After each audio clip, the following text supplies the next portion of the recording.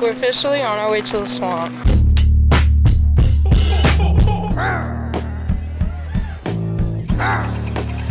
You ready?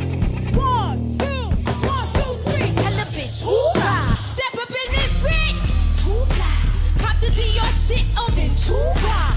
Took a midnight swim in my Tula. These hating bitches, they call my rock Tula. I show the bitch my pin, then I school her. Shot her and say them in my Tula. Doechii the dime, Doechii the teen, Doechii supreme, that's what Tula. When I was in fucking 6th grade,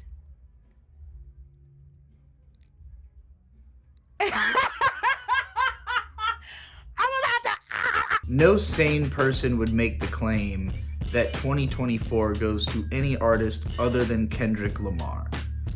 And I'm not going to, because I'm sane. Kendrick Lamar's year was absolutely incredible. He released 4 of the greatest diss tracks, 4 of the greatest songs just ever, conceptually. 4 of the greatest concept rap songs ever created that happened to be about a guy.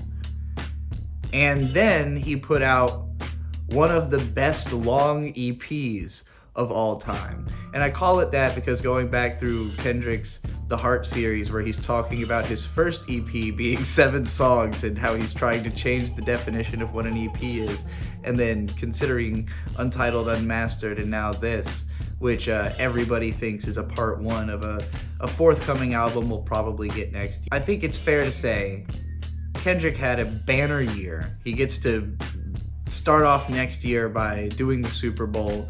He pretty much deliberately held off his album until after the Grammy nominations had been announced, just so that someone else would have a chance before he just sweeps next year. And he spent all year putting on other artists, including someone that Kendrick Lamar called the hardest rapper in the game right now.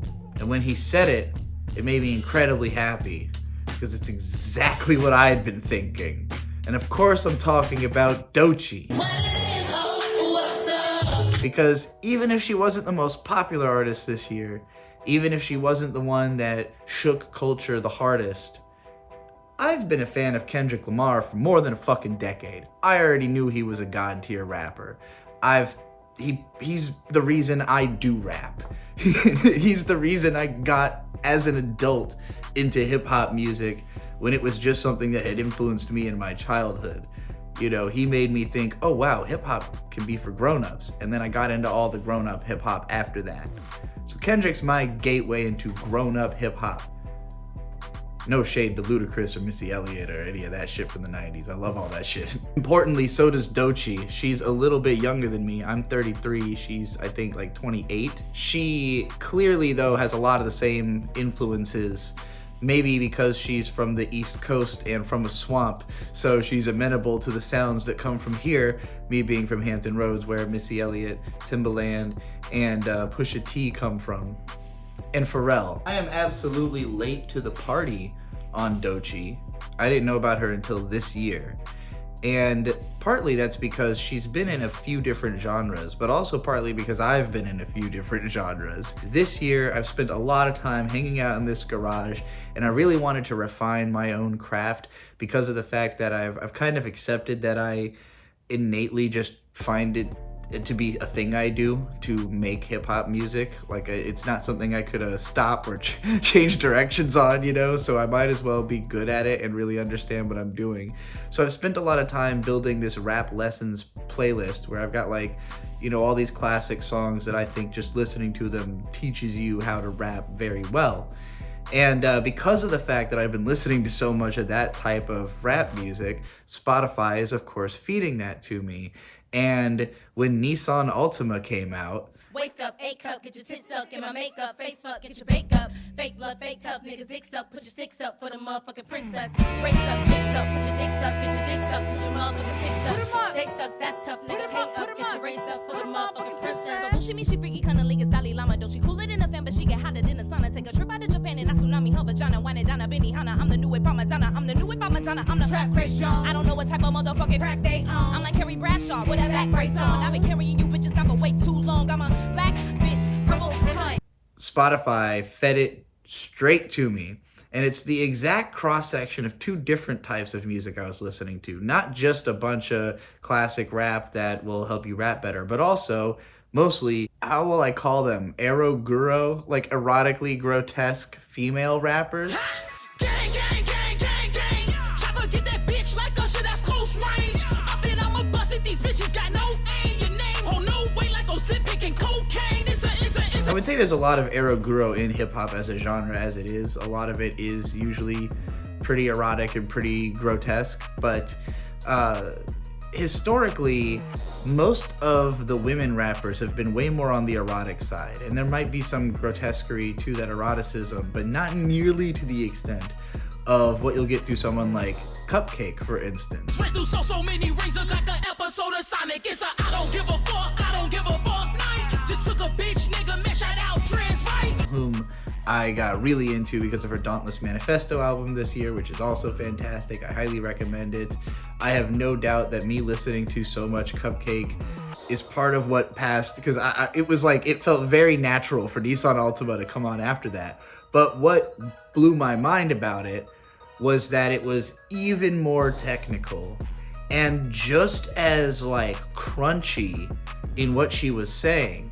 But it's not like, CupcakKe is like borderline a comedy rapper. Stretch this pussy till you make it yawn. Put me to sleep till the crack of dawn. Yawning on your dick.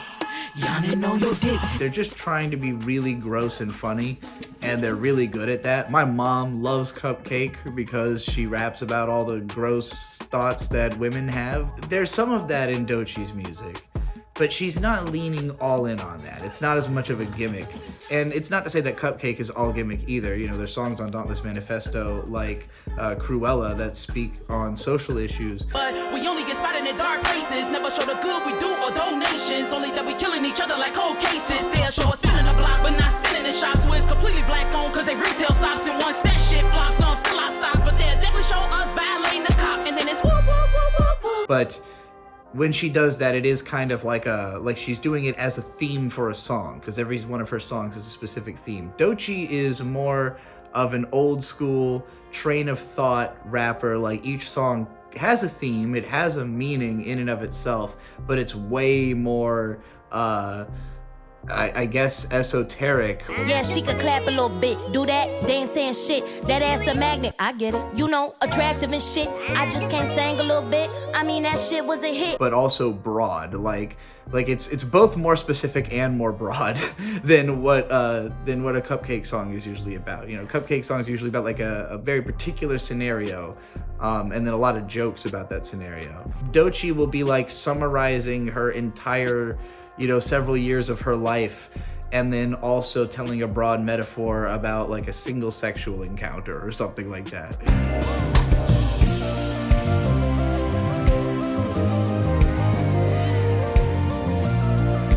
Did y'all know this song is about sex? There were two things that really stood out to me about Nissan Altima. First of all, the flow is fucking insane. You a little screw. She really give it and that pussy voodoo. She swapped the old nigga for a bitch named No. She watching on the pot, so she watching on the pot. One of the first lyrics is A cup, and for me, as somebody who's only barely growing the slightest implication of breasts that you could not possibly tell in this big shirt I'm wearing, I'm below an A cup, but I appreciate flat representation in my rap music. She's just saying all this raunchy stuff at such a blistering speed with this pinging beat that's just like bang, bang, bang, bang, bang, bang, bang, bang. Wake up, get your face fucked, get your makeup. God, you know, like, just, it's coming at you from all sides. And I just haven't heard a lot of women rappers like going that hard and that raunchy. And when she just came out with black bitch purple cunt, I stank face. That was a CupcakKe level of like, you just described your vagina to me, like in such vivid and particular detail, you know, but she did it in such a hard way that it's like, it just went over, you know, it goes over every time you hear it. It sounds hard as shit. I have to imagine any black girl with a purple cunt was like, oh my God, I can't, but like, this is my day, you know, like I have this forever now. I always love when a rap song gives something to the world. What Doechii really gave me though, because I loved Nissan Altima, but then I found out about some of her other songs, not just from this year, because she had already had like several amazing singles. The next one I found out was Rocket. Borders, you without borders. That's like the two faces on both the sides of a quarter. Yeah. You need patience. Which like is more of a pop song, but it still has so much flow and is such a fucking riding beat that I was like, okay, this fucks. Then you've got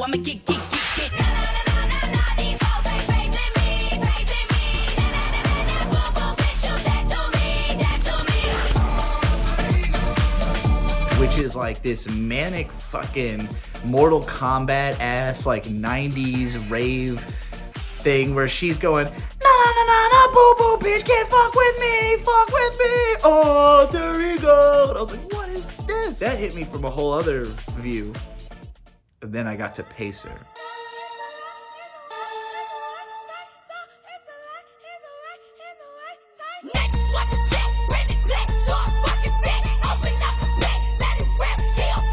Heavy horrorcore is my thing, you know. I was a Denzel Curry stan for a few years, you know. JPEG Mafia is the only show I managed to go to this year.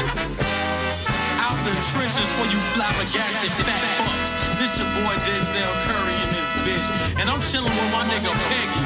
You already know what time it is. We going around the world with it, and inside your girl with it. You feel me? This is my fight. I just woke up as a child of the light. Jumped on the beat, had to tell it goodnight. Y'all talk your best, but hitting it right. Timber OGM is high as a kite. Shot for successful, I bought me a pint. Watch how I whip, I ain't stir fried or rice. Get your head cracked just for rolling the dice. So I like my heavy horrorcore hip hop, and I have not heard a woman do it with the viciousness. And look, I love Rico Nasty. She's got that fucked up voice, you know. Bitches at your door like Girl Scouts. Pull up with a chopper, then I head out. Bitches at your door like Girl Scouts. I pull up with a chopper, then I head out. She sounds angry. She's got the rage. But Doechii has so much more breath inside of her. Doechii, she's also she's short, you know, but like compared to Rico Nasty, feels like she could play soccer or something is what I'm trying to say. Like she doesn't look like a skinny little model. She's beautiful, don't get me wrong, absolutely stunningly gorgeous and looks great in everything she wears. It was super hot. I had a ponytail on and I was naked with boots and like body paint. It was incredibly stylish. We'll get to her personal appearance and all that kind of shit after I've gotten through the music. This is all before I fucking really knew what she looked like beyond what the little Spotify like animation shows you. The cutting, just ripping way she's using her voice, the heaviness of the beat, the fact that like she was like, I'm gonna do one of these and it's just gonna be the hardest one you've ever heard, you know? Like she doesn't have a whole ton of these like horrorcore, like straight up horrorcore, you know, Suicide Boys level, like just ripping ass beat and rah type screaming shit, but it's like one of the greatest of all time. And part of what makes it so great is that she mixes it up a lot, where she doesn't treat it like it's just a heavy metal song. She treats it like it's also a pop song and a rock song, you know. She sings, I'm a rock star, I'm a god time, imagining the scale of how big of an audience could be listening to this song, because, you know, Doechii has always, I think, seen herself as somebody who's like at a mainstream level of talent. She's like, I can be playing she played Camp Flog Gnaw to this huge audience. Got 'em going crazy. Niggas can't take me. Look at your savings. Got 'em going crazy. Look at your savings. Niggas can't take me. Got 'em going. Niggas can't take. Look at your say. Look at your say. Look at your say.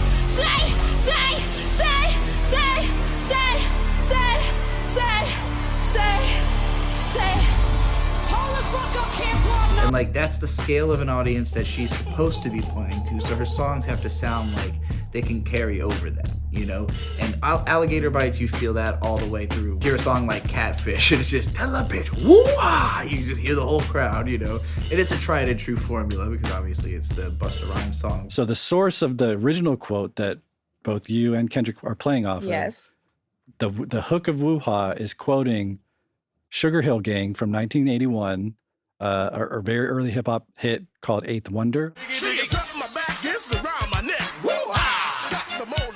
But then that song, the woo-ha from that song is quoting actually another thing from 1979. There's a live recording of DJ Hollywood. I'm not sure if you're familiar with him, but he's one of the earliest hip hop pioneers. Some claim he's like the first hip hop DJ. Oh, amazing. And he says, he does the woo-ha over, he's looping the break from a disco song. Cool.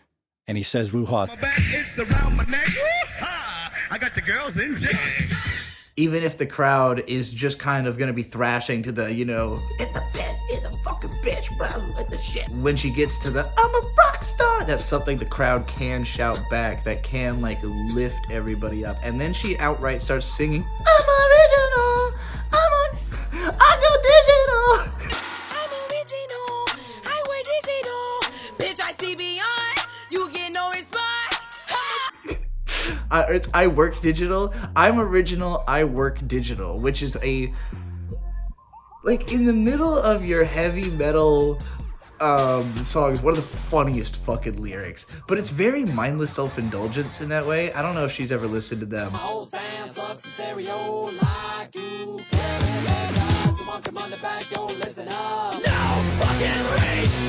Combining like that biting hard rock with hip hop, and then with the just like the faggy stuff, for lack of a better, the faggot.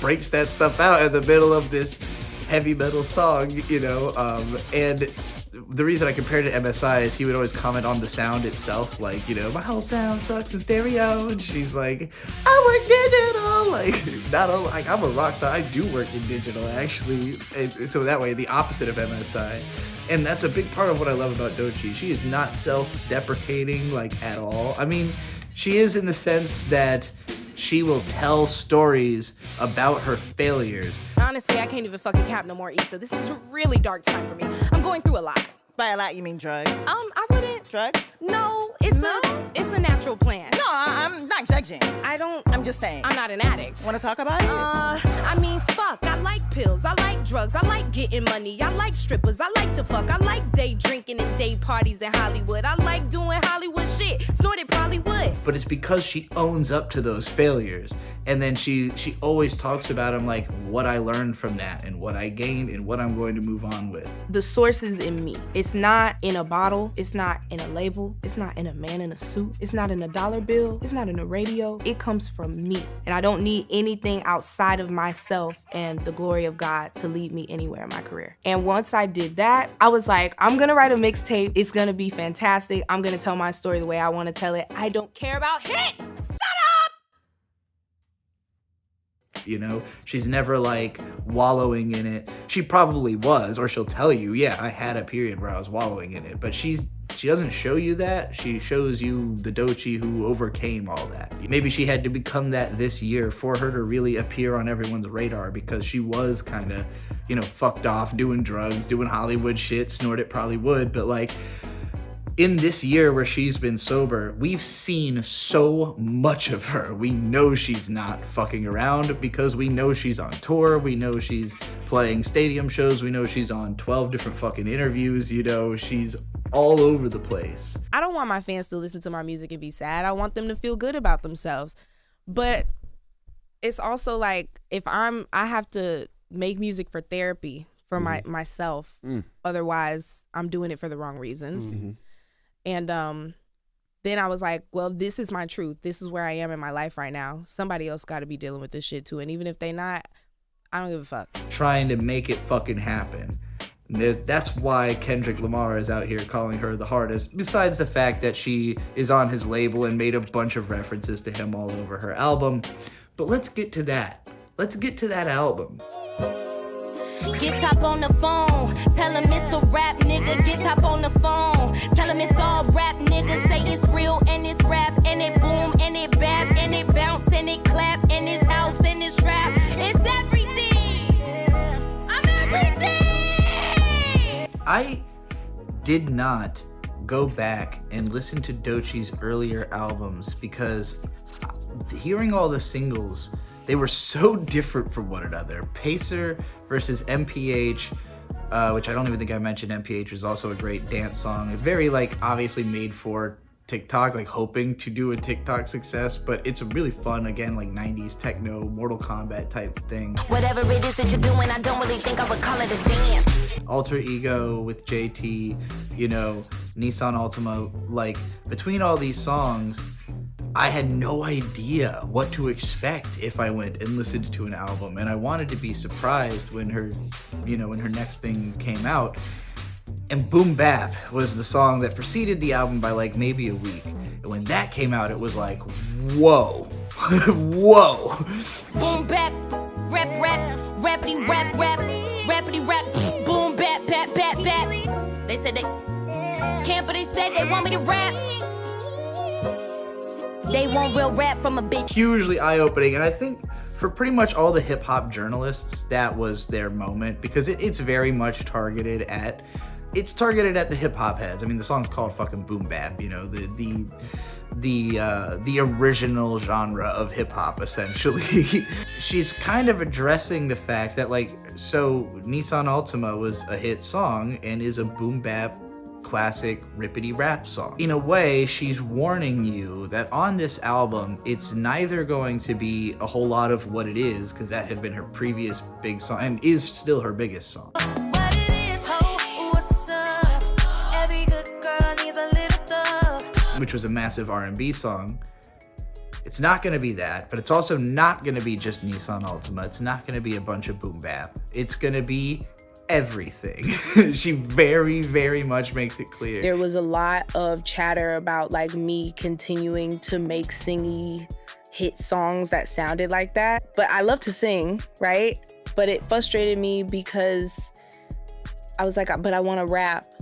But then like there's this narrative of like a type of rap as a female rapper. Oh, it's not real rap because you're not rapping about this or you're not rapping like that. Mm-hmm. We want you to really rap. And I made fun of real rap. And I'm like, okay, fine. Boom, bap, rap, bap, bap. This is what y'all want me to sound like. This is what you want me to do. Right. I can't be sensual. I can't be sexy. This is how y'all want me to be. You want me to be hard. You want me to be in some baggy pants. And that's what makes a female rapper a good MC if she's not, you know, she's rapping like that. Boom, bap, rap, blah, blah, blah, blah. And it's like I'm mocking somebody, but I'm also like freely expressing myself in this creative way, and I'm speaking in tongues and I'm anointing the track, I'm anointing my life, I'm saying all these things, and it feels freeing because I love rapping. Mm-hmm. But then I'm also singing. Yeah. I don't know. Yeah. I don't know, Cole. Well, I'll tell you my favorite moment on the entire album. Yeah. It's just 2 words. Can you guess?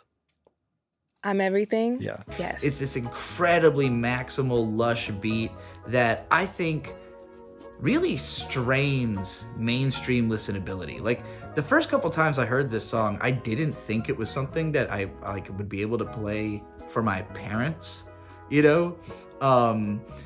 But because Doechii does have super accessible songs like Boiled Peanuts and Catfish, I got my parents into Doechii. I got my dad to a point of investigating her Tiny Desk concert, and there's a much more palatable version of boom bap in that. You know? It's everything! Sing! I'm everything! Boom cat, boom rap, boom bat, bat tat, boom cat, in a hat, boom bat, bat tat. You know, that like, yeah, he probably listened to it, was really impressed with it, because it is like a very emotional song, but it's also overwhelming. It is meant to hit with people like me who are used to not just like hip hop, but like experimental hip hop, who are used to hearing like JPEG Mafia weird ass beats, you know, and his brand of emo, which this song almost falls into, of being like so over the top. Well, it's also gospel, like it's emo gospel in a way. It's simultaneously church overwhelming and, you know, cloyingly overwhelming, because it's so personal and emotional. And she's like making fart noises on the song and stuff, just going rippity rap, boom bap, And like any rapper understands like this level of making fun of rap, but in a very technical, impressive way that turns like she's saying random shit, but keeping it hooky and in a technical way. It's not like an obvious pop hook. It's like, you know, boom bap, cat, boom bap rap, you know. It's the kind of thing that sticks with you if you're a rapper, because you're thinking, well, I've heard those words and those sounds, but not in that order or that inflection, you know, like you will always remember the way she said, boom bap cat, boom bap rap, or whatever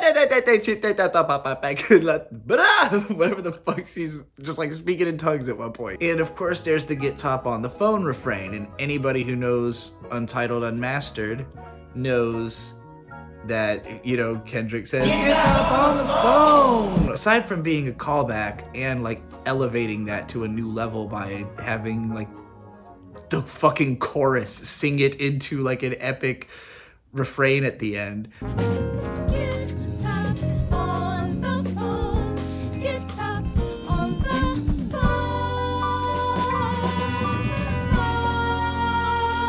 She's referencing the fact that Untitled Unmastered was Untitled Unmastered. As she's put it, she was so hung up in the idea of making a debut album because of the politics of what that means, i.e. something that could be entered for the Grammys, that she was like not getting it done. And she finally decided, okay, I just need to get this album done this month, and whatever it is, I'm thinking of it as a mixtape. But it just ended up being so good that it's kind of been accepted as an album, and it is in the Grammys anyways. So, like, I'm hungry.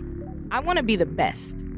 If I have 2 days, if I have 24 hours, I'm going to work my hardest to make the best performance because I want to be the best. Period.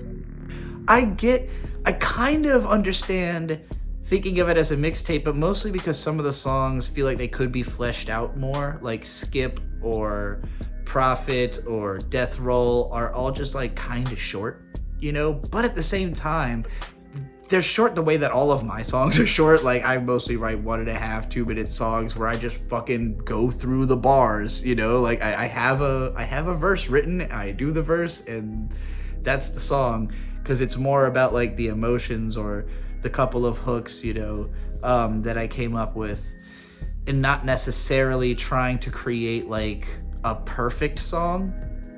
It's just that those songs are so good that it does kind of make you feel like, yeah, but maybe it would have been worth spending a little bit more. But they're so good as it is. I'm not gonna complain even, you know? It's like you can't judge it based on what it could have been, because it couldn't have. The album wouldn't be done. It just simply wouldn't be done, you know? And what we have is really good. So, yeah, I think she just managed to make an amazing first album by way of being that talented. I don't know why her previous albums don't count either. I don't know. They're all on Spotify. Hi, my name's Doechii with 2 eyes. I feel anxious when I'm high. Teachers say I talk too much. Mama say I'm talking enough. Doechii's album, Alligator Bites Never Heal. It's front to back, fucking fantastic. It touches on a ton of different genres, and it just nails all of them.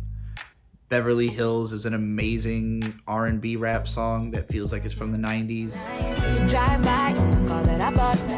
You get by, all that I walk. You're down bad if you think I'ma not talk how I walk. Gotta walk that walk slow. Skip is like,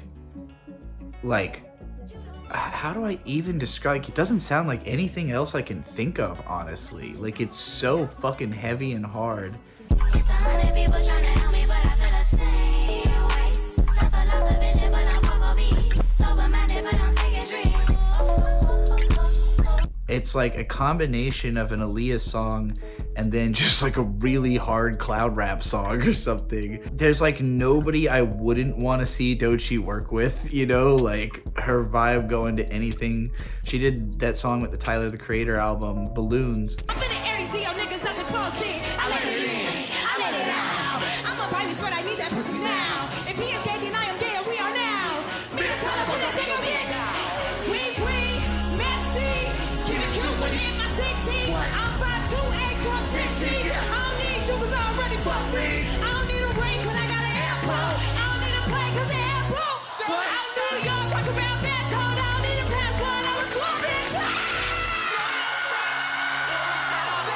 And that one's important.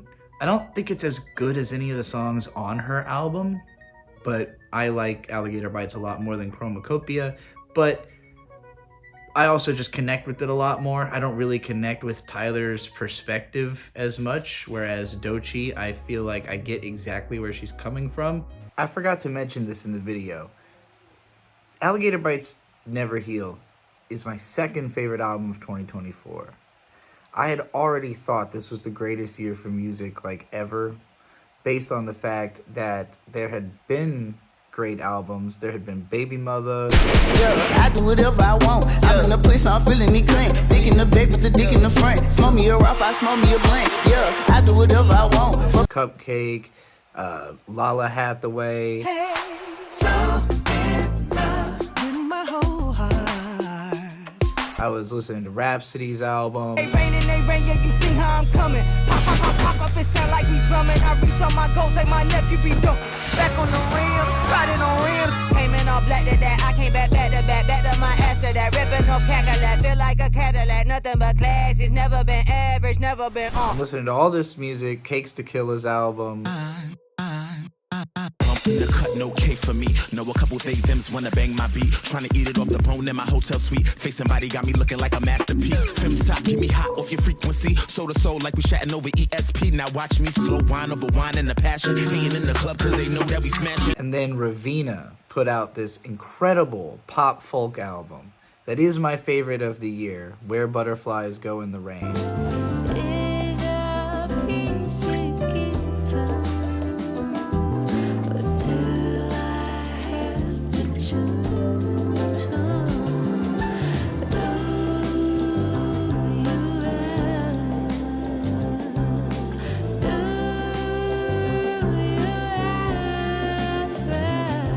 And before Alligator Bites Never Heal, I was already like working on like a top 100 songs of the year so far list that I thought I was barely gonna have to update by the end of the year because there was just so much great music already.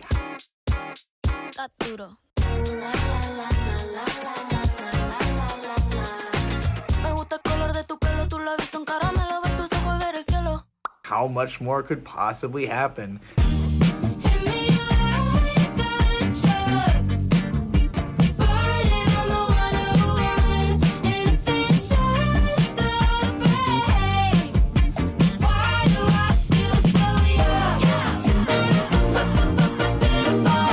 This was before Alligator Bites and before GNX, and before Chromacopia, and before a whole slew of other great albums that have come out.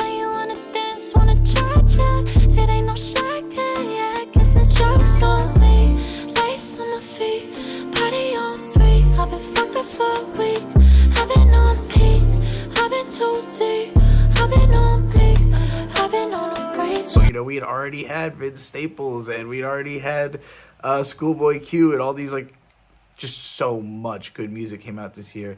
Time to start the clock from the top.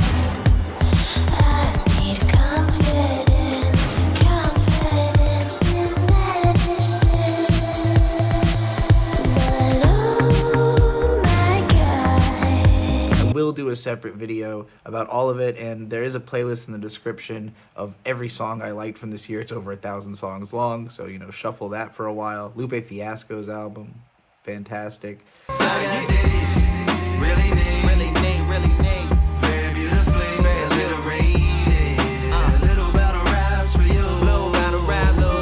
I wanted to bring this up to let you know how monumental it was to me that already so deep into the year, when I already had like a solid #1 favorite, something came out that I ended up listening to even more.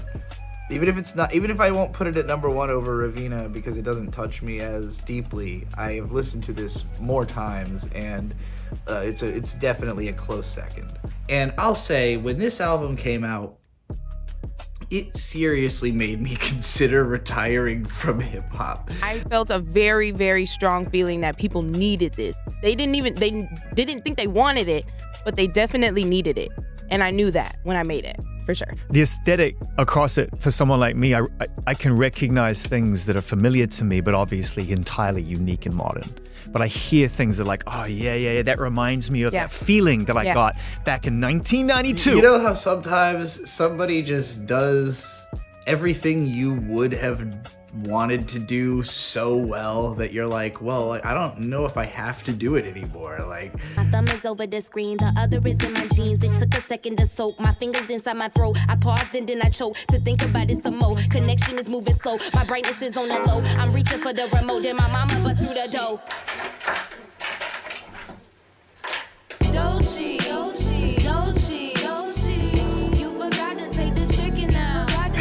you know, like, she's given me so much of what I want. If it wasn't for the fact that there's enough different about her and I that I have to rap so that I can get my thoughts out of my head, you know? It's not that I have to impress an audience or that I have to, you know, the audience for my music is very small. And it's the few people who can relate to the very particular experience I've had as an internet person. God won't leave me alone. God won't leave me alone. God won't leave me alone. Whiskey Tango Foxtrot. Slurping girl dick cock slop. Shit show bitch hoe rock mob. Butt plug fuck thug nonstop. Doechii, I can relate to her experience as an internet person. I can relate to her experiences as a bisexual person, as a gender fluid person, and I'm gonna touch on that a little more. I think I like girls, but I think I like men. Doechii is a dick, I never fit in. Overly cocky, I'm hyper ambitious. Me, bitch, I'm narcissistic. As a performer, as a fan of hip hop, as you know, a zillennial, like, there's just a lot of her perspective that is like, yes, the language she uses, you know, like the metaphors. And for me, the biggest thing is the swamp. It's all the swamp imagery.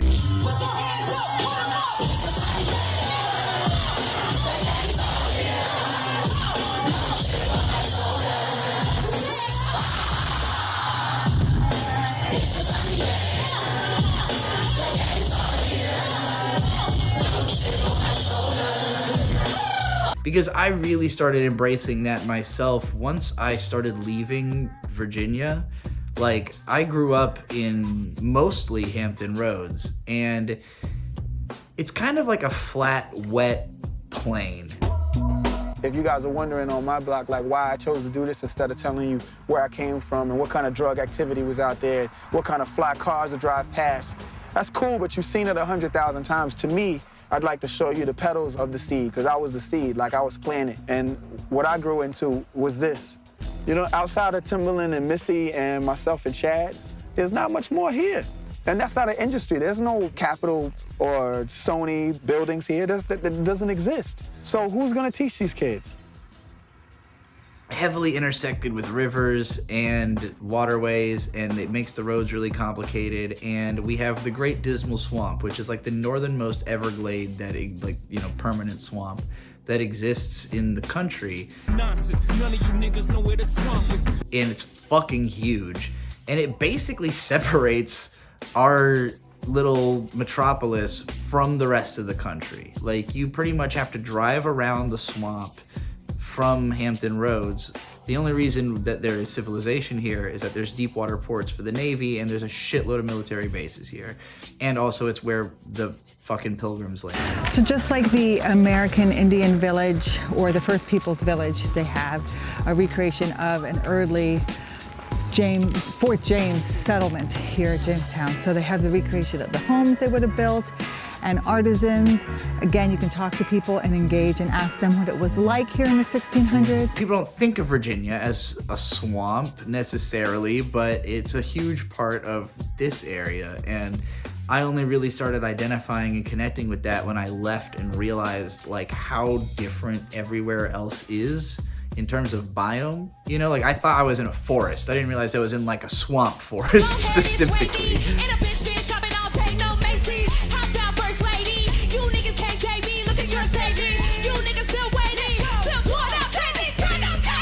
We're also both Leos, So, you know, August birthdays. I don't know what specific date her birthday is. I haven't looked it up. I'm a Leo sun, Leo rising, and a Taurus moon. And I feel like it wouldn't be very Leo of me to say the traits of a Leo because all Leos would get mad immediately. So I'm not even gonna go there. I think a true Leo is just being themselves unapologetically. And I have to say it, I feel like all astrology signs hate Leos because we're perfect. Everybody is like, bitch. Over the top persona, that like really confident energy that we approach interaction with, where it's like, if I'm gonna have to be me, I'm gonna be like super me. What makes me me is the fact that I feel like who I am to my core is a person who allows themselves to be whoever the fuck they are in that moment. I was a completely different person like 6 months ago, and I will continue to change forever. So it's like I'm so unserious and I'm not committed to one identity. I think people who commit to one identity their whole lives are psychotic. I think that is highly dangerous, and I think that you take yourself too serious, and I'm judging hard. Exploding out of her skin. Obviously, she has tremendously more energy than I do. I'm like a pretty sleepy person. She's out there doing shit, active, on the grind. Let me tell you something, Nardwuar. Don't fuck with me. Don't fuck with me, because I'll take this and I'll chop your arm off right now. I love MF Doom. Definitely an aspirational person for me. And, you know, it's funny to look up to someone younger than you. I try not to put too much, like, emotional stock. Like, I see myself as somebody who I hope I have someone to offer someone like that. Like, if I ever came into contact with her, I would hope there is something that I could teach her, but I would be way more interested in whatever she had to say, you know? Like, I'm watching her interviews. Women can multitask. Okay. You would be surprised what can go down in these lesbian relationships. You can do a lot. You could save world hunger and still eat the box at the same time. She has a way of just phrasing things that I understand, but maybe have never put the way that she will, that I would find kind of enlightening or at least heartwarming. You have to be in a courageous place to be that vulnerable. You have to be ready to face yourself. And that takes time and patience. It was a lot of moments of me walking in the studio and walking back out like, I can't say that. And then walking back in like, no, you gotta say it. Just feeling more seen by the fact that she exists and the fact that, like, as she goes out into the world, and she's on all these podcasts, she's getting all this love and all this respect from all these people who are talking to her. And I can tell that there's this undercurrent that they think what she is doing is important specifically because she is so openly gay. Most of my friends are gay. I'm gay. And so no community has uplifted me and made me feel as safe as the gay community. And ballroom culture, of course, is a part of that community. And so I think just like, I just feel understood in that space, and not all the time in this hip hop genre do I feel fully embraced like I do in this bag. But they also don't really understand it, with some exclusions.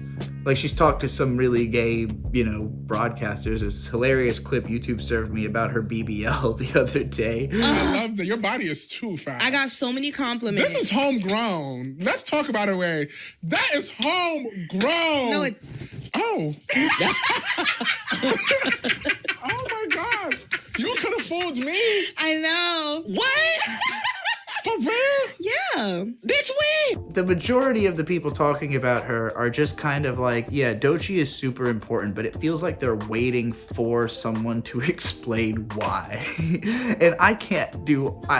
I'm not in the position to properly contextualize. Here's that picture of Professor Sky holding up that quote from Justin Hunt where he says, not in a position to properly contextualize. I'm not a black girl from southern Florida, you know? I'm a white girl from the Virginia swamp.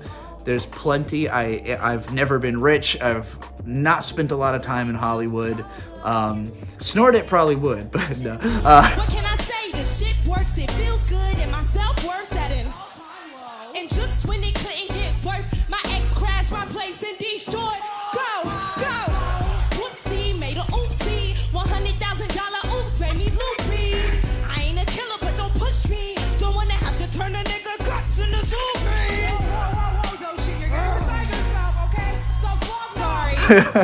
I definitely connect to her depression over being addicted to drugs and, making poor relationship decisions with people that need to figure out their identity before they try to have relationships. I mean, this is all like this big elaborate story on how I found out that my boyfriend was DL. But yeah, just the fact that she covers such a big emotional spectrum of like love songs, breakup songs, equally hard-hitting, self-love songs, self-hate songs.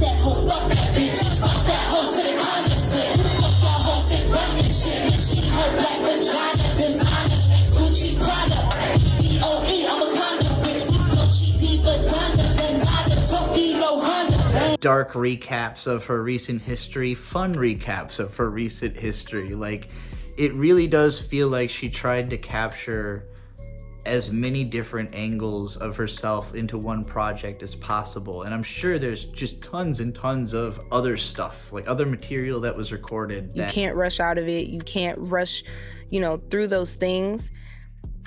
And so that's what wait is about. It's about me making peace with being still and just waiting. But it goes into death roll because I'm still in the uncomfortable place. Right. I've just made peace with it. And now, at least in this uncomfortable place with death roll, I can confront those problems and actually verbally say, I sweat drips down my tits. I contemplate, how did it ever get like this? Like, the Doechii vault's gotta be crazy because I know she's sitting there with her producers who she is friends with. I have to make music for therapy and for me. That's my formula. And to kind of tie it in a little bit, there is a formula for songs. There's a formula for radio. There's a formula for TikTok. There's a formula for all these spaces, pop, even hip hop. What noise is that out there? But in me realizing that there's a formula for everything, fucking hell, I had it. Yeah, you're cooking. I was cooking. Yeah. Wait, say the question one more time. Fuck the formula. Fuck the balance. I just have to make music for me. I don't know if I would think that there was a bunch of material that like needed to be released, like, the way Untitled Unmastered had to be. It seemed like she put more on the album than she wanted to. Like, her other people were like begging her to put certain songs on. It did have they came in with valid points, but it was also like the sequence intention was feeling. Yes. And it was also narrative.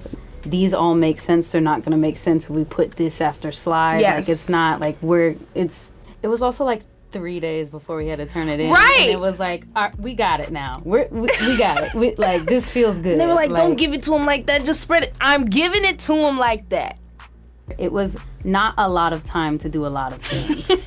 And my boy Brian Schwaller came and helped us out a lot towards the end, like the last 3 days, to help mix stuff. But it was like, they're off camera, but their 2 chairs were put together. She brought a comforter from her house, a pillow, a teacup Pomeranian puppy was just running around. And it was just her passed out, me mixing, turning around, waking her up, being like, hey, does this sound good? Yeah, that sounds good. Went back to sleep, next song. And it was just kind of like that for like the last 72 hours. Yeah. And then he got his pick though. He wanted Fireflies. I didn't care for Fireflies, but I was like, whatever. And I didn't want Beverly Hills either, and that was Jada's pick, and I was like, that's fine. I was like, please put this on the record. Like, please. I was like, no, let's just do 2 more rap songs. Like, we don't need this. Nobody needs this. But the fact that some of those are songs that now like have, massive fan bases for themselves, it's like, well, okay, Doechii, what? Is there any others that maybe a few people told you were good and you thought, maybe you could just slip out onto Spotify at some point, He's a Leo, tell him! Let's go, let's go, let's go, let's go, let's go, let's go! Get the fuck out my way, bitch! Get the fuck out my way, bitch! Get the fuck out my way, bitch! Get the fuck out my way, move, bitch! Get out the way. You come on, you stepping, girl, you better stop shit. Be the power, coming.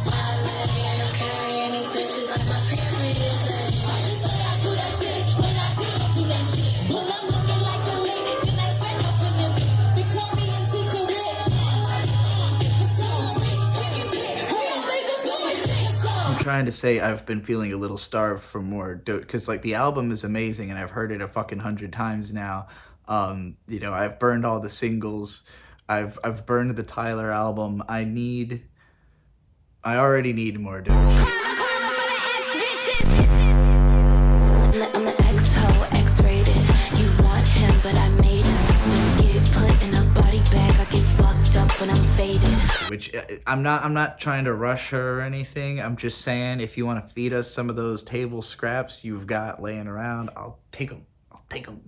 Yeah, Doechii does amazing interviews. I can tell she's still in a position where she's very much playing nice with people, but she's really good at setting boundaries. When I first started, it was difficult. I was just around a bunch of industry people, and I was navigating how to even identify a weirdo from just like, somebody who's fucking normal.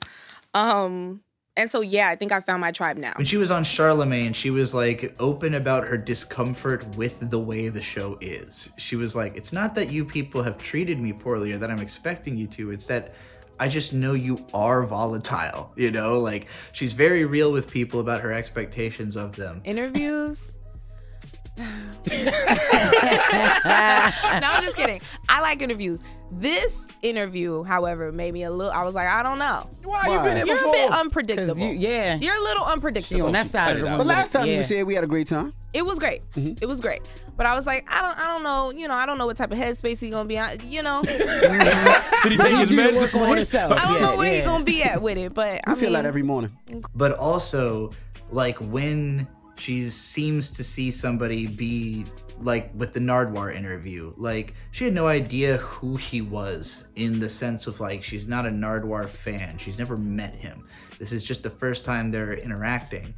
But because of him knowing so much personal information about her, you can see in her eyes that she decides that they are that close. That like, if you know these things that I've forgotten about myself, you clearly know me on a level I can't even understand. The Crab Hut. Blind Tiger Coffee. Blind Tiger Coffee? Bunker Cafe. Wait! All of these memories are coming back to me! It's like I see them, Nardwuar! I have to assume that these artists often when they're asking Nardwuar, how do you know that? They're running through their mental Rolodex of who could have told Nardwuar this. How did you get in contact with my mom, with my granddad, with my best friend from, high school? He's just really good like that. I think it was called Thompson Theater? What the fuck? And I had like short natural hair. I had just bleached it. And I did that performance. But like, some people are scared. Some people kind of run away or feel like, weird about it. Some people are appreciative, but like kind of hands off about it. But like, you can watch her body language as there's a moment where she like puts her hand on his shoulder, and then there's a moment where she full on grabs hold of his hand holding the microphone because she's in like a fugue state, remembering this stuff that she'd forgotten about. The booty video. What is the booty video? Your booty video, like you on like a jet ski. Oh my booty drop. Her energy in the interview is incredible. In all of her interviews, she's always been just like an absolute shining star, and everybody who meets her is like eager to hand her the torch. Kendrick immediately. Doechii's the hardest rapper. Killer Mike. You've been an artist. You choose rap to tell a story, but that's visually, it's striking. I gotta get me a signed record by you just to put in my office. It is. We have some. We have them. Yeah, with us. So. It is absolutely a testimony to me that the South has produced an artist like you, and I know that you, and there are many other artists out of Florida, but you are the tip of the spear right now. I think you are the leader in rap right now. The reason that everybody is so eager, again, it's one part that everybody agrees this has been the year of the female rapper, that women have been making all these incredible albums, but most of the rap critics have been really focused on like the extremely famous women rappers, ones like Glorilla. Happy holidays to you and all of your relations, and happy holidays holiday to all our folks that couldn't make it, yeah. I went all the way to the North Pole to cop these bracelets. I got ice for ages, may your Christmas be amazing. Or Megan Thee Stallion. Ay, can't touch me like Gojo. Look good at all my photos. Just landed in Kyoto. I'm worldwide, these bitches local. Arigato. Or Nicki Minaj, who are all great and all put out really good albums. Flo Milli. Can't even count out the looks that I got. Can't even keep it if I wore it out. He got some heart, but I'm breaking it. Look at that fuck nigga pouring it out. Ha ha ha. Think I'm his lady like Gaga, Gaga. I'm sure I could think of a few more who are like closer to that level of fame. Drink 42 and smoke cigar. Name one time where I didn't deliver. Silent figure. I was just on the ends dropping gems with my friends. I got a 3310 and a pack of blems. But for me, a lot of the stuff, again, that was really killer was like CupcakKe, or a lot of genderqueer artists like Cakes to Killa. Lottie Dottie, shut down your party. Hopping out Ferraris, me and a couple yardies. Raise it in the cheek, TNT on the body. It's the time to chill and the time to get rowdy. My reputation, he just fell for a new temptation. So I gotta serve him with a new citation. I'm not spinning in no rotation. Who's, been putting out great music for a whole decade. I could go on listing all day. I'll put a link to my playlist in the description of this video that's called 2024 is a Great Year for Music. It's got over 1,000 songs. Pretty much any song I liked this year I put in this playlist. So, you'll find there's plenty of incredible artists. Rhapsody. I talked about being a mom and having kids someday. Maybe 2 boys, a girl. I probably name her Sydney. Thinking back on the plans we made. The looks across the room we trade, holding hands on the long car rides we take. I had your back, you had mine, all the jokes we say. I love to laugh with you, you were never my mistake.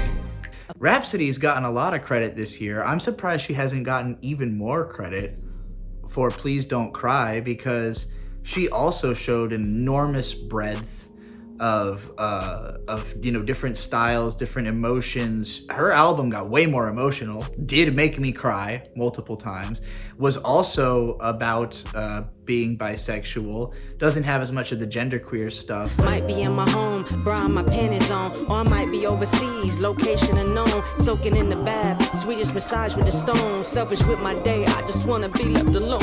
I don't know if it's just that she's been in the game longer, so people aren't as excited about her, or and Doechii's brand new, or what it is, or if it's just because of the fact that Doechii has the bigger hit potential. Like, Rhapsody is very much a rapper's rapper, and even though there's hooks and there's sing parts on her album and songs that I think have mainstream appeal, and also there's Back in My Bag, which is like every bit as hard as Nissan Altima, if not more so. It's one of the fucking hardest raps of the year, for sure. So Rhapsody absolutely belongs in the conversation with Doechii as like the hardest female rapper right now.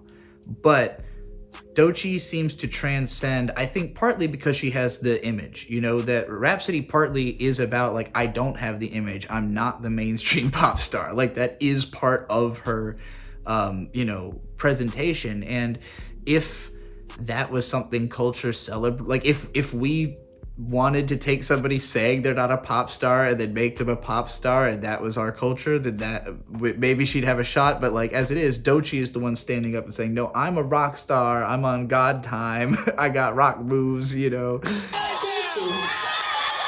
why don't you introduce yourself to the class?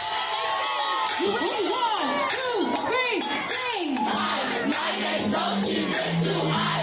I feel anxious when I'm high. Bitches say I talk too much. Numbers say I'm talking up. In the dark, I'm like a port. From the hood, I have the porch. I'm a bad say I can't, but my dad can't keep the bang.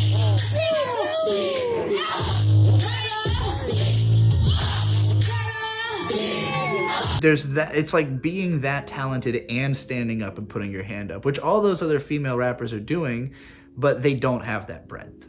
Flo Milli, she has some really good songs on her new album. It's not nearly as consistent.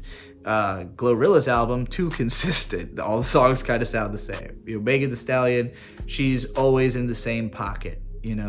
So the fact that, again, Doechii has that breadth, she has more interesting beat selections just in general. Part of that is probably that she's, working closely with her producer that she's friends with. But again, we got to talk about the bisexual and genderqueer angle, because Doechii is saying stuff like on the best quote from the Tyler song, because Tyler kept saying, I'm that man and that woman, if you will, and Doechii said, if he is gay, then I am gay, and we are now. If he is gay, then I am gay, and we are now. Which is her way of saying, like, if Tyler's gay, I'd still fuck him. I'll just identify as a man about it, But like both of them, kind of their point on that album is like, I don't really care, which one you see me as. Like if you see me dressed as a woman and you think that's a woman, then cool. If you see me as a man, just all I care is that you see me as that man, that woman, And Doechii's in that same boat where she's like, I'm not the hardest female rapper, I'm the hardest rapper. Kendrick called her the hardest rapper. He didn't call her the hardest female rapper, And so I think a lot of people are looking at her as she can be in that conversation because on some level she is willing to be a man. She is willing to be both. Keep in mind, Kendrick Lamar is also at the top because he can be a woman. Kendrick Lamar is willing to rap from a woman's perspective. Nigga behind me right now asking for ass and shit. And I'ma need that $40 even if I gotta fuck, suck, and swallow. Hit the parking lot cause I just park on follow by a married man and father of 3. My titties bounce on the cadence of his tingling keys. You can call that a level of gender fluidity, even if it's only as an actor, even if it's not something that he's doing because he feels like he has to express a feminine gender identity for his own emotional reasons, even if he was doing it purely cynically out of thinking that he will sell more records. I think it's more like he wants to express his empathy towards the women in his life and, his understanding of their experiences by embodying them, because he always embodies whoever he talks about. Listen to Reincarnated, he did past life progression last year and it fucked him up. I did past life progression last year and it fucked me up. Reincarnated on this earth for 100+. Body after body, lesson after lesson. He was definitely a woman in one of them goddamn lives on that song. Kendrick is able to be transcendent because even if he can embody everything that you think a man should be, and he's kind of writing the book on what a man should be, and at the very least, he's the person who's proposed something that the most people agree with, that most men are going, yeah, that's the man I want to be, the guy who says that shit, and takes care of those things. He also is like capable of recognizing the highest quality woman. That's the way he's pitching it in his songs. I feel good, get the fuck out my face. Look good, but she don't got no ties. So you got Doechii, who is everything you want out of a woman who raps, even if you just want the sex appeal, she's got that, I don't see these hoes in these rich shields throwing dirt on my name and he gon' hit still. Pussy ass hoes know who to play with. Show that to me, that to me.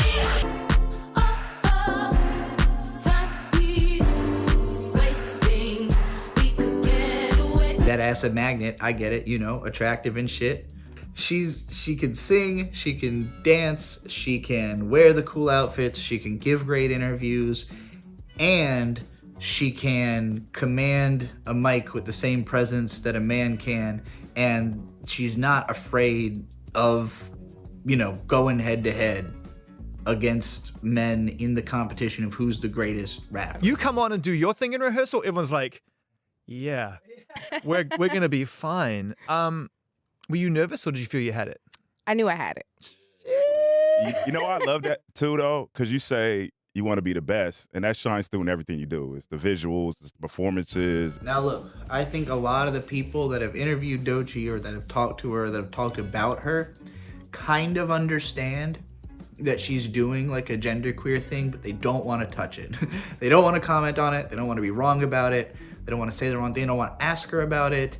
They don't want to potentially fuck up her image by drawing too much attention to it, because there's so much hope with her that they're like, we just want you to be this badass bisexual chick.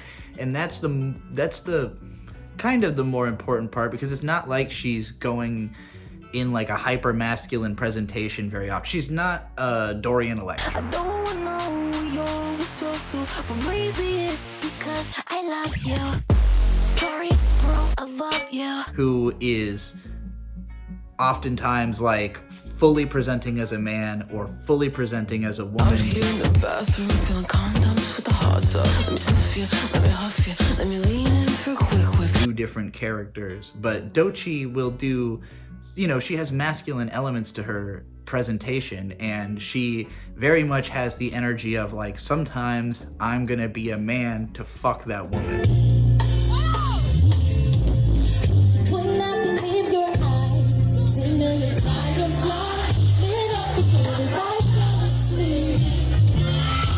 I think is part of what makes her connect with men more easily, that like she kind of feels like she's approaching it like you know, like a guy would look at a woman, but also like a woman looks at a woman, so she appeals to both. She really appeals to everybody in this sexual dynamic. I feel like there are a lot of people watching me, and who would I be to compromise my integrity? My integrity. I don't care. No, you have to. I don't care. I mean, always defend yourself. You know what I mean? Absolutely. But or hire people to defend you, because security is a We good have thing that. too. But you know, you're gonna have to learn to walk away. Yeah. Because it'll start costing you money. Because Fat Joe always tells this story about how back in the day he was known to like knock somebody out, so people would just jump in front of him, knowing Fat Joe would hit them. Then that's quick payday. That's bad. You know, so you don't want that. But I'm not at that level yet. And I'm hopeful that people recognize this and accept this about her, and it becomes a part of furthering that culturally. Obviously, the fact that Tyler, the Creator's album was so huge that people have shown him so much love over Chromacopia, and he's very flamboyantly saying on multiple songs, gender fluid, you know? He's raising his hand and saying gender fluid over and over again. I don't even know if people are necessarily interpreting it that way, but that is obviously what he's doing. And I don't even like girls, bitch, I'm way up too high. Bitch, I'm on my own dick, I don't need your vibe. Fuck the regrets, call him and get all that weight off your chest. Got my brothers here, we the ways. Not my only girl, but you my favorite.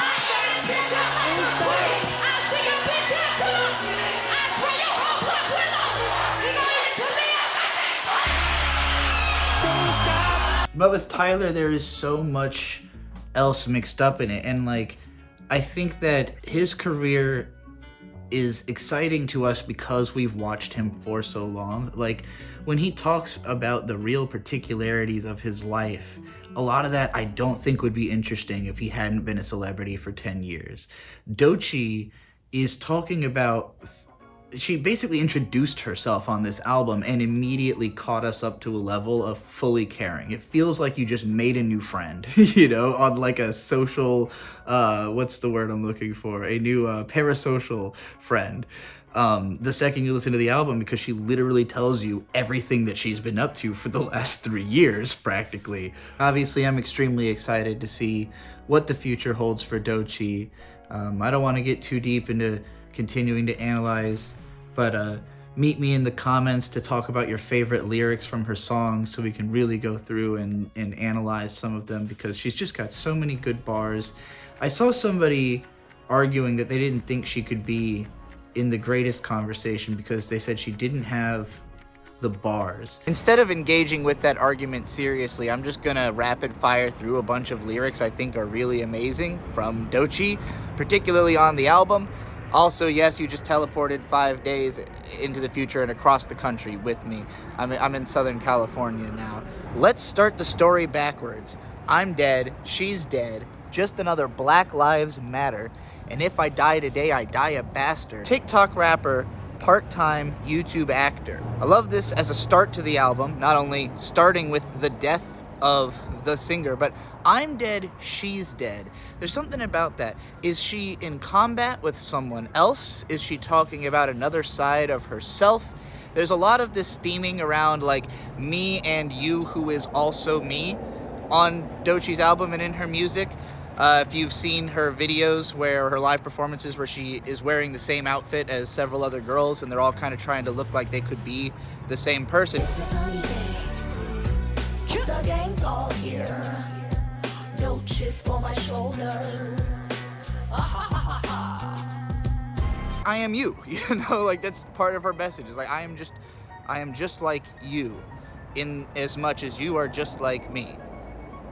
but I'm dead, she's dead. Just another Black Lives Matter. She didn't point out the pun of this when she explained this lyric on other podcasts, but I assumed that the idea is when you die, you are just matter. You're nothing but just a pile of matter on the ground. So saying 2 black lives piled on the ground is Black Lives Matter. Very dark, very dark take on that phrase, you know, in more ways than one. But then she also says, if I die today, I die a bastard. So this is right before she died. We've already gone back a little bit, right? We started off dead. Now we're having the thoughts of what if I die? And if I die today, here's what I am. All I am known as is a TikTok rapper and a part-time YouTube actor. I love that lyric because for me as a YouTuber myself, you know, I'm always thinking about like, well, how am I going to be remembered? You know, I'm going to be remembered as the anime analyst YouTuber. That is how most people will know me, is I'm the person who analyzed anime on YouTube. Will they remember me for my success or my failures? Or will they see my successes as failures and my failures as successes? You know, to be seen as just a TikTok rapper. It's like, on the one hand, you are a famous rapper, but on the other hand, TikTok isn't really a respected platform. A lot of those songs are fads. A lot of those artists don't last. So if she's only remembered as a TikTok rapper, she's gonna feel like, well, I wasn't even like a rapper. I was just a TikTok rapper, you know, or I wasn't even not even a full actor. I wasn't even a full-time YouTube actor. I just part-time acted in some YouTube shorts, you know? Like, and I can understand being especially anxious about this. Like, Doechii's 28 at the time of this album, so it's not like she would be considered to have been like robbed of this. I mean, she would be robbed of an extensive future, obviously, but like plenty of people who are much younger have done much more, you know? So I understand that anxiety of like, I'm 28 and if I die today, I'll be remembered as a TikTok rapper and a part-time YouTube actor. So, you know, I totally get why she would be afraid of that, and also why this album was necessary to transcend that, to no longer be a TikTok rapper and part-time YouTube actor, but a fully fledged artist that's respected by everybody, which she became. I also love that she's starting the story backwards with her death, but the song is called Stinkapoo, which is very obviously a like child's nickname. I was called Stinker when I was a little baby. My mom called me Stinker for like the first 2 years. Bought me lots of skunk plushies and shit. So I totally get the Stinkapoo thing. If this relationship was left up to you, you'd have sunk it. I feel that way about any relationship I've ever been in. Talking out my ass, and that's my assumption. But that's my conjunction. Just some fun little grammar play there. Who's that creeping in my rear view? 30-something. I'm 33. So that's way in my, has already passed me. Whole lot of pussy and a whole lot of dick, whole lot of bills and a whole lot of kids. I just think those are fun lyrics. And then at the end, she says, and if those are the only regrets I take to my grave, then I'm still pissing on you all, like, from beyond. I don't remember the exact word, even though I just read it. But I love the idea that, you know, even after listing all these fears, she's like, you know what? Not the worst list of fears to have, you know? If this is all I'm worried about, sounds like I'm doing all right. Pop star, rock star, dark-skinned bitch, 24-inch waist, mandingo dick. That was one of those lines that truly sent me like, like again, cupcake level of, oh my lord, she said those words. I don't even know what she really means by that, and I'm not going to interrogate it because I am not in the position to properly contextualize. It's a sunny day. The gang's all here. No chip on my shoulder. Ah ha ha ha ha. You literally cannot get a better feel-good hook from like a rap song. Like, I've never heard a song that sounds so dump truck while also sounding so like happy and contented. It's pretty much the most fun song to put on when the gang is all here and it's a sunny day and you're feeling good and you throw it on and everybody's like, yeah. Easy, breezy, beautiful, erratic, scatter-minded, manic, borderline addict. I try to take the sober route and end up on a something, and then everything I joke about just ends up on a Reddit. I love these bars because it's a great way to summarize like being kind of an out of control ADHD borderline type personality person. I was fighting her and she was going in on me. dragging me. And I was like, you know what, forget it. So I picked up, boomed her, bam. The what? Boom, boom, I boomed her. Okay. What'd you pick up? You say I picked her up. Oh, picked her up. Slammed her, boomed her. I'm on top of her, bang, mang, mang, mang, mang. All my cousins laughing, they think it's hilarious. That was my first time like fighting back. And then after that, every time somebody tried me, I wasn't having it. So she didn't want to fight you no more after that? No, she did. Okay. That was just my first time winning. You know, making it sound fun but also scary at the same time. And like, look, I may be an addict, but I don't necessarily hate. Like, well, over the course of this album, she'll make it clear, like, her self-worth reaches an all-time low when she becomes overly addicted.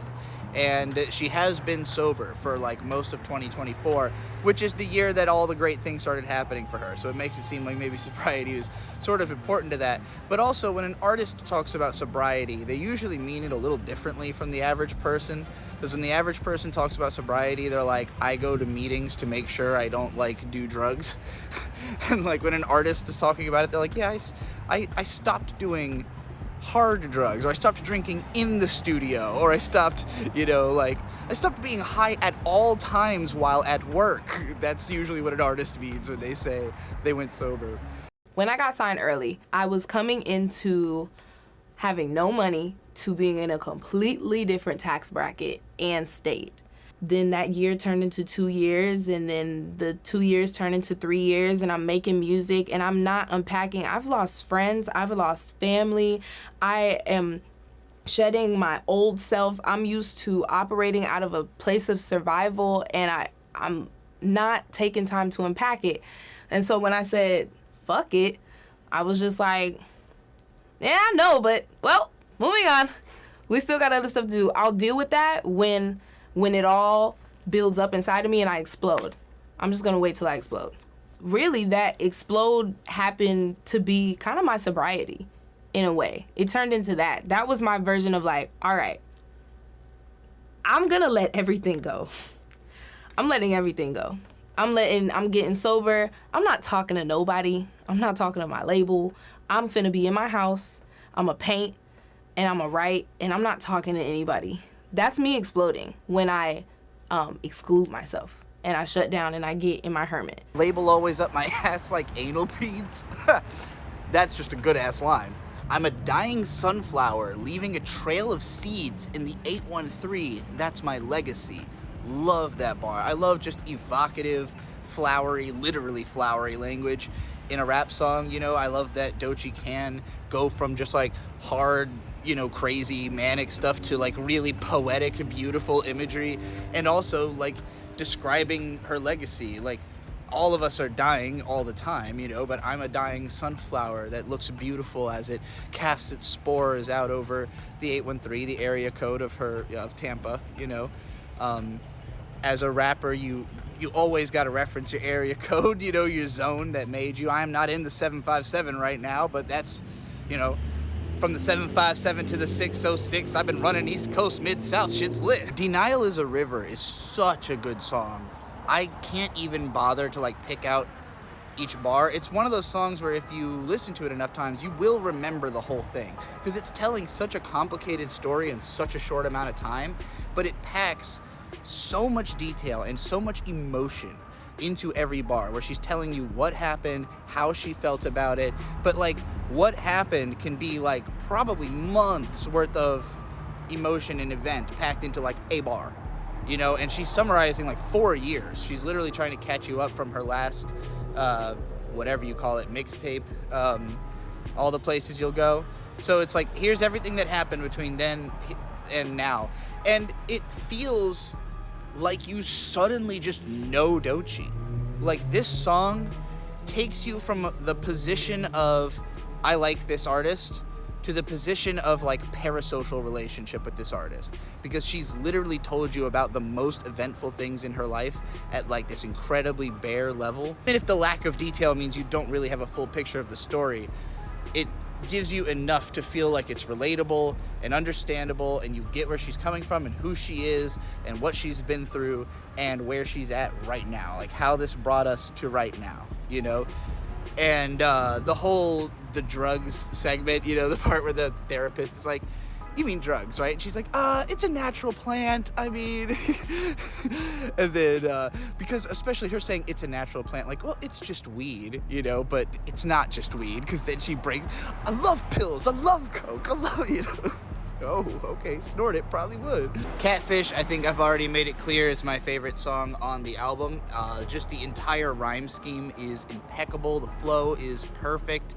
The fact that she rhymes things like Ventura, my chulas, my jula, medulla, hating bitches clog my medulla is probably my favorite individual bar in the song. And the fact that she got that into a rhyme scheme with 6 other fucking 3-syllable words is insane. And the whole song is like that. It's all just like the best rhymes, the best flows. I won't say it has a lot of the best bars, but it does have the only thing switching on me is thick thighs, which I think is fucking goated. In the midsection of the album, we start getting into a lot more of the poetic, sort of vibey lyrics that don't have as obvious of meanings, but some of them like, nothing the heart can't hold, eyes don't know what should go. You know, there's like a lot of ways you could interpret that, but like, it's interesting to think that like your eyes are trying to decide what to keep and what to leave, you know, meanwhile your heart's like, I got it all. I don't know what you're talking about. None of that got left behind. I also have to mention from that song, focus sharp like a Focusrite, that fucking sent me spiraling when I heard it, because I've never ever heard a rapper reference the fucking preamp that their mic cord gets plugged into, but I use a Focusrite myself and have for like more than a decade. It's like kind of the industry standard microphone preamp, so incredible. I love the bit where Doechii is talking to, I guess, her friend's aunt. I'm constantly trying to remember, like, okay, you have to chase your goals, but you gotta check in with your mom, and you gotta make sure your sisters are okay, you gotta make sure your bills are paid, but you gotta make sure you have fun and time for you, time for your friends, and like, I just constantly feel like I'm neglecting parts of my life. Nope.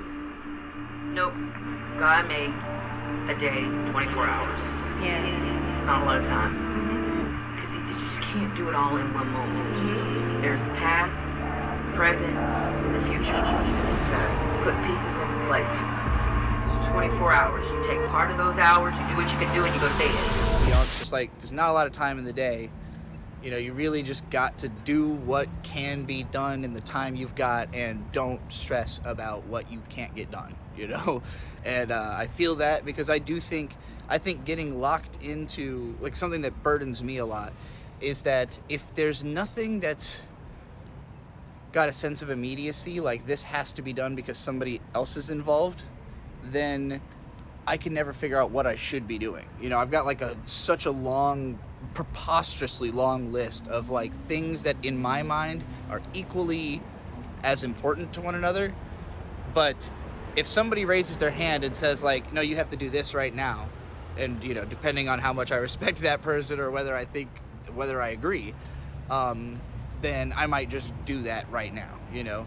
But like, otherwise it's very easy to get locked in a stunned paralysis of what the fuck should I be doing, you know? I know there's a ton of things I could be doing, and then you don't do anything, which is a huge fucking waste of time. So at the end of the day, like, even if you just word clouded all the things that you have to do and put them on a fucking dartboard and threw a dart at it, it would be better than trying to make that decision for yourself and getting stressed out about it.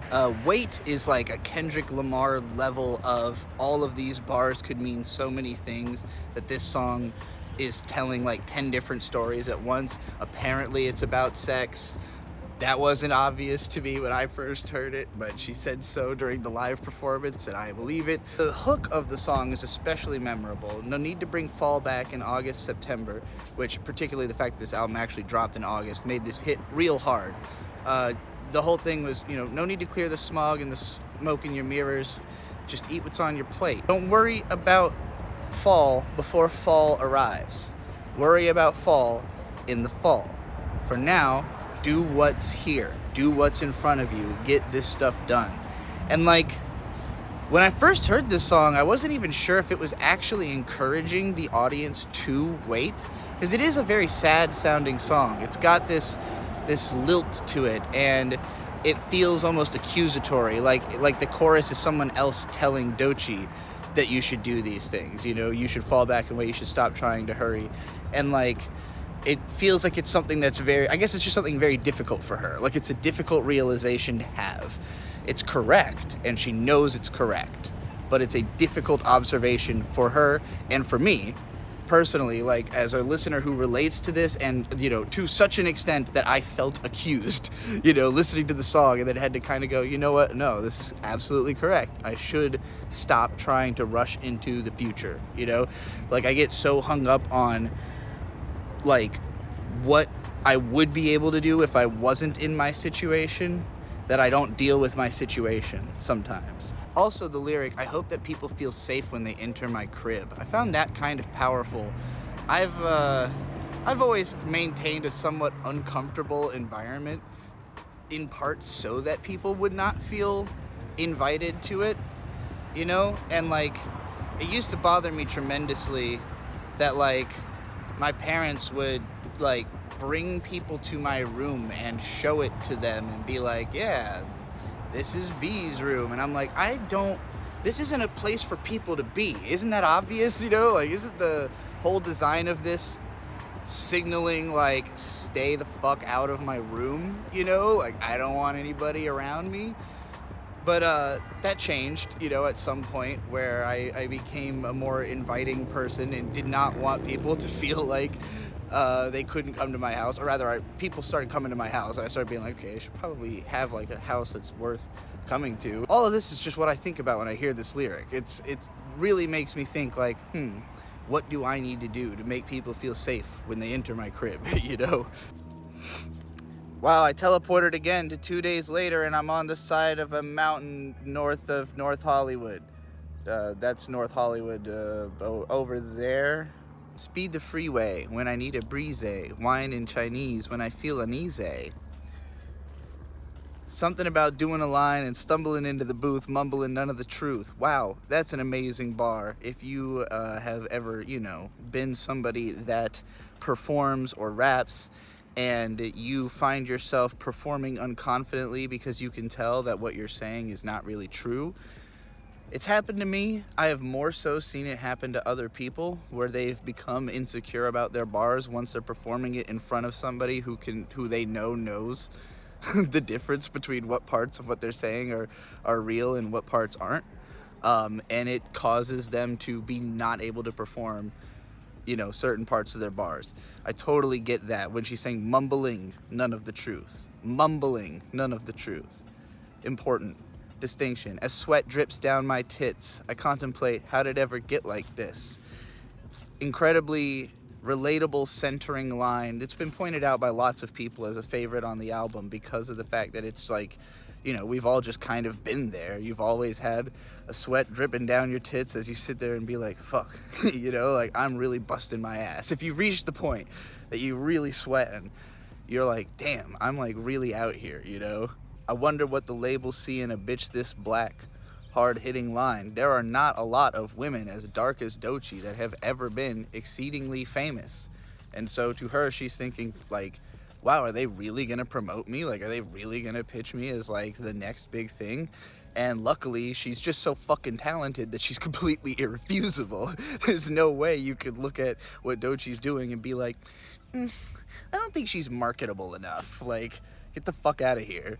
Honestly, between Death Roll and Prophet, every single bar is great because both of them are songs that just paint such a perfect portrait of being in a particular place in your life that it's like relatable to anybody. If you've ever been on a death roll or in the Prophet mentality, it feels like a death and rebirth. And it's really interesting that it happens right in the middle of the album because the whole album has this death and rebirth theme of becoming multiple people, becoming multiple versions of yourself, resetting, you know, the story starts backwards, I'm dead, she's dead.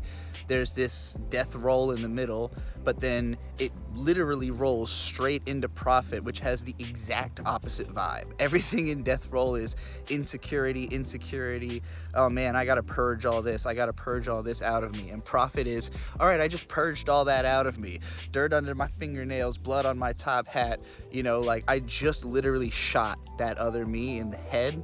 and now I'm Prophet Me, you know, and I'm coming through with the nothing but fire. Just the middle part where I don't know how to tackle the mythology of how she addresses the label on this album, because she keeps insisting that the label is up her ass like anal beads. In this song, she talks about the label's expectations, and she just says like, fuck the critics, fuck the politics, you know, I pledge allegiance to the motherfucking Prophet, bitch. And she says they don't make statues of critics, they don't make statues of fans, all this stuff, you know, which is all powerful statements. But then she has said in interviews that the label actually hasn't given her issues, that like they kind of did let her do what she wanted. They had some suggestions that she ignored, you know, like there were some things she allowed. I think she's more, I think like she's writing it into the lyrics because she like kind of addresses literally everything. You know, I think a lot of artists just wouldn't even mention any kind of conflict with their label because they're so scared of the label.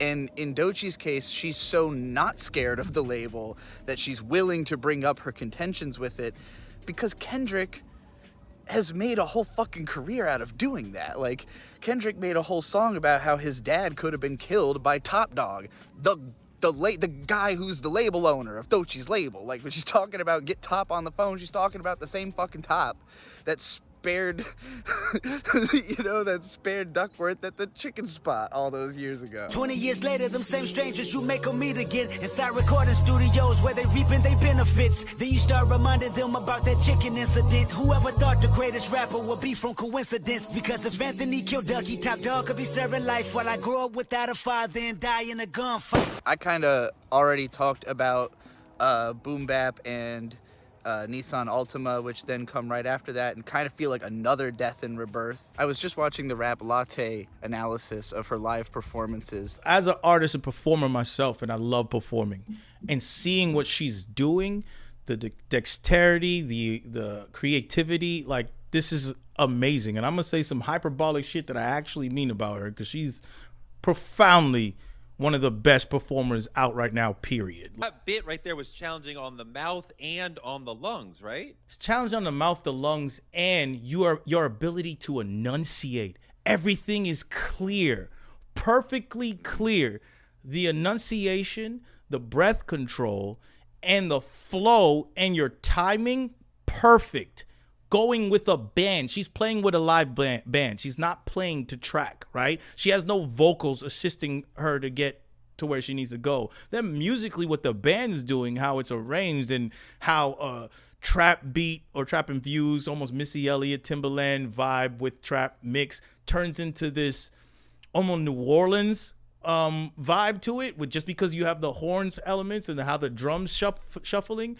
There's too much going on. The aesthetic, look at her fit. And they were covering, you know, NISSAN ALTIMA, and the part where she says, wine and diner Benihana, I tsunami her vagina, which was the first thing that came to mind when I read the line that was the guy saying, oh, she doesn't have bars. I was like, but what about this one, you know? This is like, I had to go straight to NISSAN ALTIMA and be like, I know there's bars in this song. Oh, right, here it is, right at the beginning. Now, the next part of this album really is everything. Like, really, she goes out of her way to make sure you know she is in fact everything.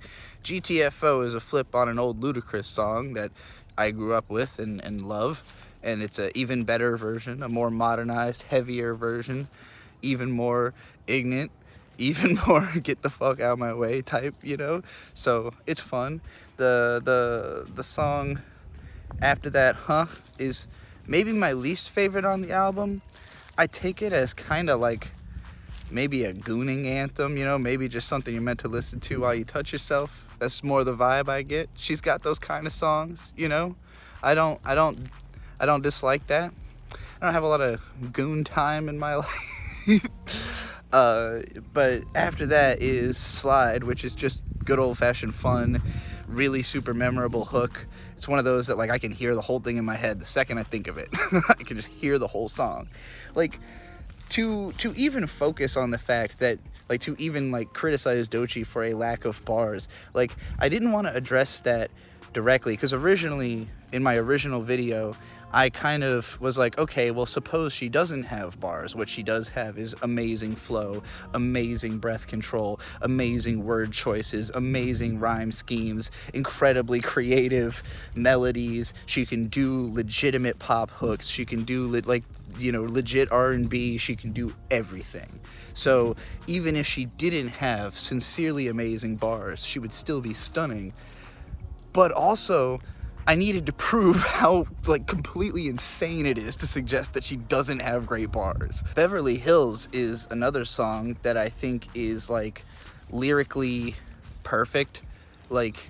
It's not that any bar is stunning as a rhyme or whatever, but just stuff like sick of waking up to piss all on the bathroom, and it's immediately okay, she's dating an alcoholic and an immature guy, who's pissing all over the bathroom, waking up to crumbs all in the silk sheets, you get the gripe so handily in so few words that when she then talks about, I'd rather cuss you out somewhere in Beverly Hills, and it's this very complicated feeling of she's ending a relationship with somebody that she does care about, but it's just crossed a line, I can't deal with these things anymore, and it has to stop here and now in Beverly Hills, and yeah, I think it's an epic, tragic breakup song. And then Alligator Bites Never Heal is that kind of soft, healing rebirth. Again, it feels like you've gone back to the womb, to some kind of ethereal, original, state of peace or trauma. It is an alligator bite, when did the alligator bite happen? When was the chomp taken out, Was it this latest thing, or was it the original thing, or was it, at the very end when she was dead on the ground? You don't know. But that's what makes it such a great album, is that it can be interpreted in lots of different ways that all make sense and all feel congruent with one another. Calling it a mixtape makes sense in a political way, but the reason that it's had so much success as an album is that, the spirit of what a mixtape means to people is the opposite of this, is something that isn't coherent necessarily in this sense, or is coherent, I don't know. Maybe mixtapes, when they're at their best, should be this coherent, but this feels more coherent than most albums. So, anyway, enough of this. I'll go back to the original clip and finish this long-ass video. It's not necessarily about, where I come from, the damage of where I come from. I think it's a general statement of certain patterns happen in your life, certain hardships happen. You have lows, very low lows, and then you have really high highs.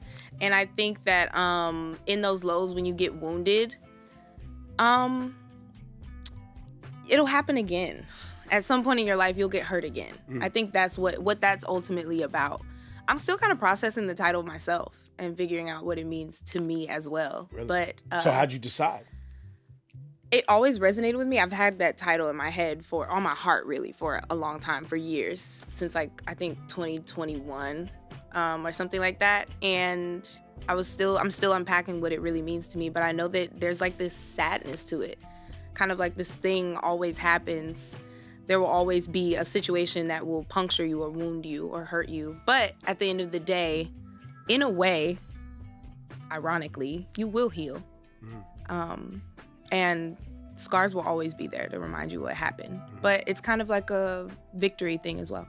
It's that she says very particular lines. She says a collection of lyrics no one's ever said before that have a very specific meaning and tell you an incredible amount about her as a person and about the culture that would create a person like that, in many different senses, whether that be the Florida culture, the Hollywood culture, the hip hop culture, the R&B culture, the dance culture, the fashion culture, everything that creates, a person who goes, tell a bitch, woo-ha, step up in this bitch, I look too fly. I caught the Dio shit on Ventura. I took a midnight swim in my Judah. I hate them bitches clog my medulla. I know I got them out of order. Doechii the Don, Doechii the Dean, Doechii Supreme, the Swamp Ruler. Okay. I'm Trixie the Golden Witch. My stuff's on the link tree. Maybe that was down here. The link tree. I don't know where I put the link tree.